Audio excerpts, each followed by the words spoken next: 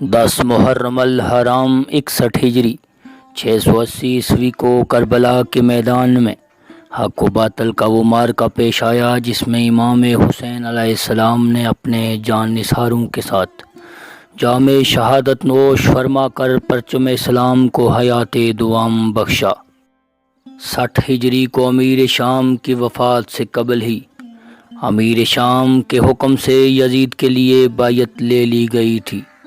یزید جیسے ہی برسر اقتدار آیا، اس نے مدینہ کے گورنر ولید کو خط لکھا جس میں لکھا گیا حسین بن علی سے زہیں۔ اس کے بعد امام عالی مقام اپنے ساتھیوں سمیت گھر لوٹ آئے۔ 28 رجب 60 ہجری کو امام حسین علیہ السلام حالات کی نزاکت کو دیکھتے ہوئے دین حق کی خاطر مدینہ سے مکہ کی طرف روانہ ہو گئے۔ مکہ پہنچ کر امام عالی مقام امام حسین علیہ السلام نے مکہ میں کچھ وقت قیام فرمایا۔ حضرت امام حسین علیہ السلام نے اپنے چچا زاد بھائی حضرت مسلم بن عقیل کو کوفہ کی طرف روانہ کیا تاکہ حالات کا جائزہ لیا جا سکے، اور امام حسین علیہ السلام کا کوفہ کی طرف جانے کا ارادہ تھا چونکہ کوفہ کے لوگ امام حسین علیہ السلام کو بے شمار خط لکھ چکے تھے۔ جیسے ہی مسلم بن عقیل کوفہ پہنچے تو کوفہ کے لوگوں نے ان کا استقبال جوش و خروش کے ساتھ کیا۔ مسلم بن عقیل کے ہاتھ پر امام حسین علیہ السلام کے لیے بیعت دینا شروع کی، جن کی تعداد تاریخ میں تقریباً 30,000 تک بتائی جاتی ہے۔ اس کے بعد مسلم بن عقیل نے امام حسین علیہ السلام کو کوفہ آنے کا مشورہ دیا۔ مسلم بن عقیل کے مشورے کے بعد امام حسین علیہ السلام نے کوفہ جانے کی تیاری کرنا شروع کر دی۔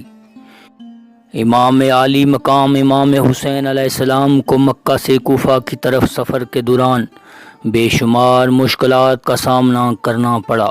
عبید اللہ بن زیاد کو جب امام عالی مقام کی خبر ملی تو اس نے حسین بن نمیر کی قیادت میں 4,000 کا ایک بڑا لشکر قدسیہ کی طرف روانہ کر دیا، اور 1,000 کا لشکر حر بن یزید کی قیادت میں امام حسین علیہ السلام کا راستہ روکنے کے لیے بھیجا گیا۔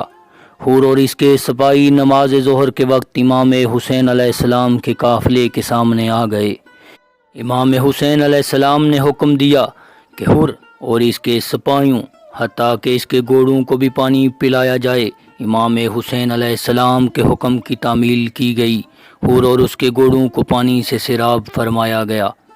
حر بن یزید رہائی چونکہ امام حسین علیہ السلام کے قافلے کو کوفہ لے جانا چاہتا تھا، اس لیے وہ امام حسین علیہ السلام کے قافلے کے ساتھ ساتھ رہا۔ اسی دوران حر کو یزید کی طرف سے مختلف خطوط بھی لکھے جاتے رہے جن میں امام حسین علیہ السلام کے ساتھ سختی سے نپٹ اور وہاں پر آپ کا قافلہ روک لیا گیا۔